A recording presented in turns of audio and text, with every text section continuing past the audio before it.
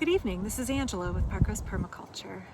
It's a lovely, breezy summer evening here in Portland, Oregon. Well, technically still spring, but it feels like summer. I want to start this video off by saying thank you so much to all of you who watch my channel, who have subscribed and have helped me reach 10,000 subscribers. That feels like a big milestone for me, and I really appreciate it. I appreciate all your kind and thoughtful comments, and for all of the contributions that you make, all the suggestions that you make that help me make this channel better and help me share about permaculture with more and more folks. So thank you from the bottom of my heart. It really means a lot to me to be able to have a little bit of a wider audience and help spread and expand the community of permaculture. I have a habit on this channel of starting a project, starting a series, and then not finishing it. And that's because that's how real life works. I may start a project and then real life things get in the way, or I have to wait until the weather is right, the finances are right, my physical health is right to finish it. So I'm going to start this series and we'll see how long it takes for me to get through all of the subject matter that I would like to on this topic. I want to talk today about resilience. Resilience is a theme throughout permaculture and regenerative agriculture, sustainable living, what have you. It's a really key word. So what does resilience mean? Well, resilience is your bounce back factor after stress, tragedy, crisis.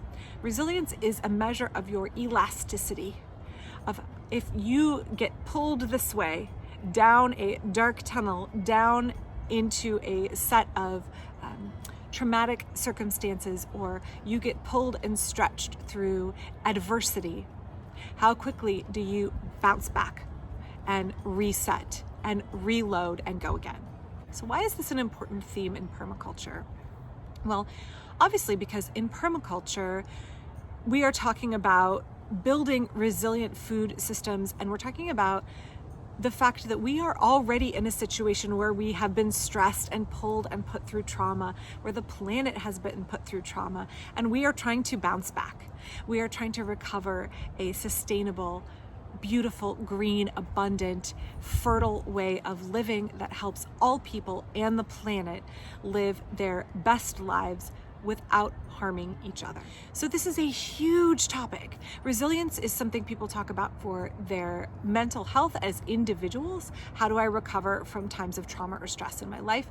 But in permaculture, we talk about it in terms of people in our permaculture systems connected to other people, connected to the planet. How do we build integrated resilient systems? So typically we talk about 4 kinds of individual resilience. And I would add a 5th one. So let's talk about them today.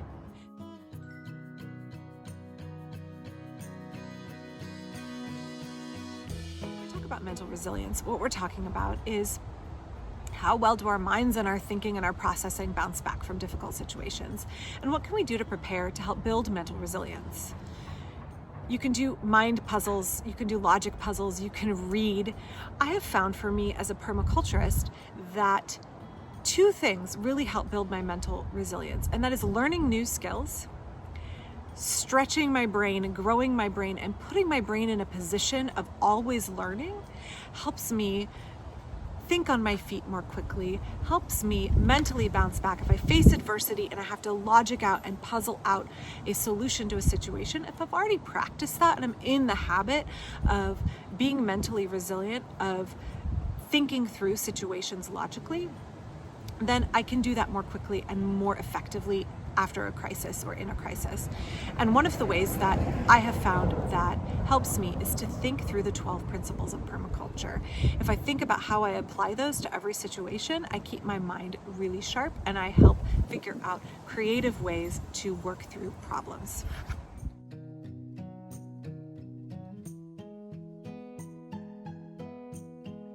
This is a big one. I think particularly in Western American culture, we have very little emotional literacy to begin with.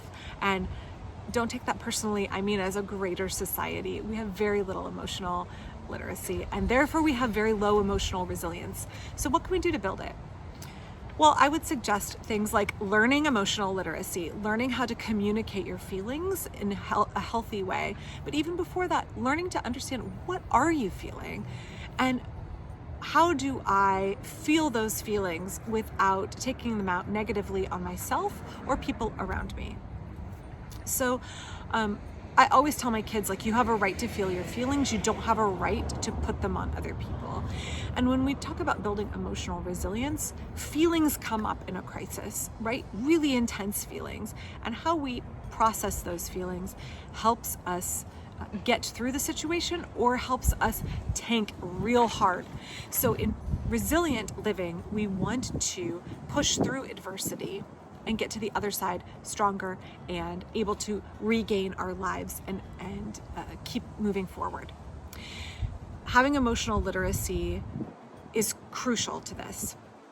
I would recommend anybody who wants to have better understanding of your emotions and how to process them and deal with them in a healthy, non-toxic way, take a DBT course. Dialectical behavioral therapy is amazing for helping you tune into what your emotions are and how to deal with them in a healthy way. I think they should teach it in school. I think every permaculture course should recommend it.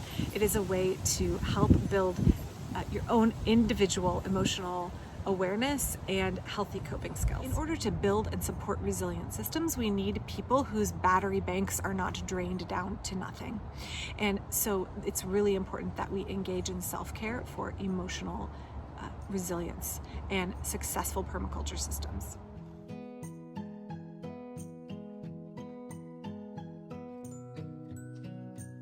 Let's be really careful that we're not being ableist and we are not tying our physical health to our worth as a person, because whether you are physically conditioned and strong and able to accomplish a task with your physical body has no correlation to your value as a human being or your value in a permaculture system. So please remember that. When I say physical resilience, I mean, yes, conditioning your body, yes, being capable of carrying out the tasks that you want to carry out. But I also mean caring for your physical body in the sense of, do you have food, shelter, water? Do you have the basic necessities to support your physical body and not be exhausted and cold and hungry and depleted? So when we talk about physical resilience, we mean setting up systems that support our bodies even in a crisis. And I don't necessarily mean like being a prepper with a huge food store, but I do mean thinking about how you would care for your body and your basic needs if you were in a position where the zombie apocalypse happened. So in permaculture, I also think about physical resilience being, what is my physical connection to the landscape? What is my physical interaction with the living natural world around me? And how does that support me in a crisis? If I am struggling, this is also emotional resilience, but if I'm struggling, being out and connecting with plants, the outdoors, the sunshine, the rainfall, all of that helps support my physical body. Having time to put my physical body out into my physical garden every day supports my well-being, supports my resilience, not only for my physical body, but for my connection to the land.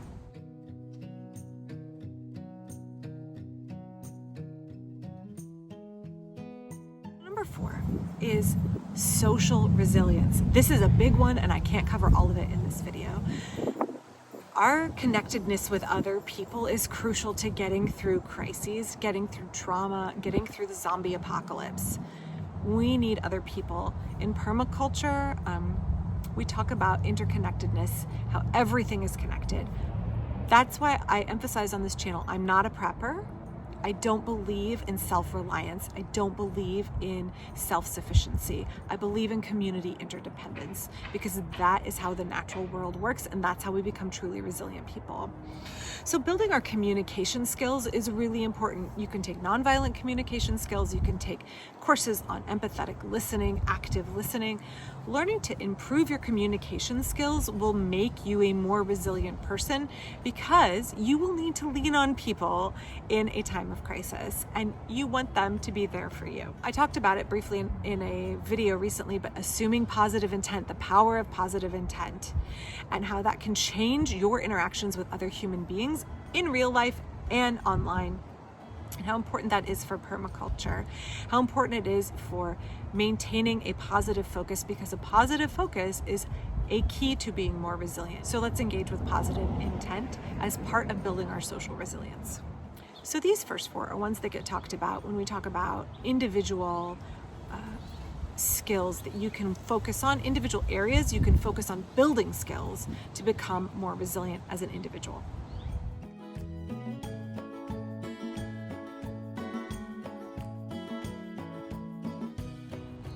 So the last one that I would posit is ecological resilience. When we are out interacting with nature, when we are realizing and embracing the reality that we are not divorced from nature, we are not separate, but we should be interconnected with nature, we enhance our resilience. So part of the reason that humans are so fragile and our systems are so insecure is because we have divorced ourselves from that reality.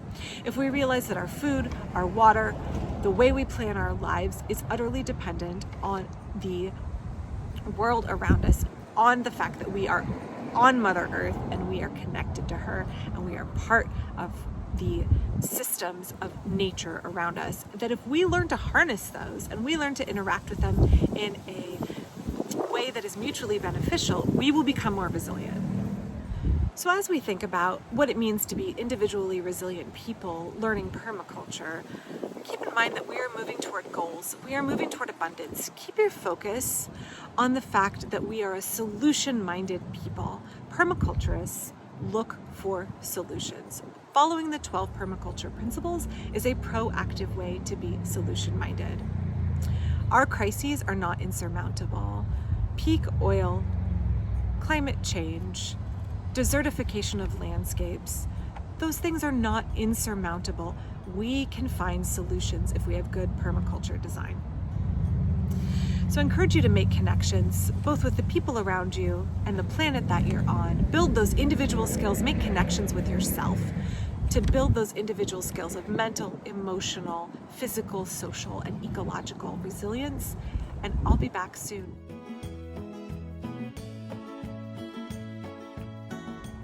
If you enjoyed this video and got something out of it, please give it a thumbs up. Thank you again for helping me get to 10,000 subscribers. If you do not yet subscribe, consider clicking that button. You can check out my Patreon in the description as well.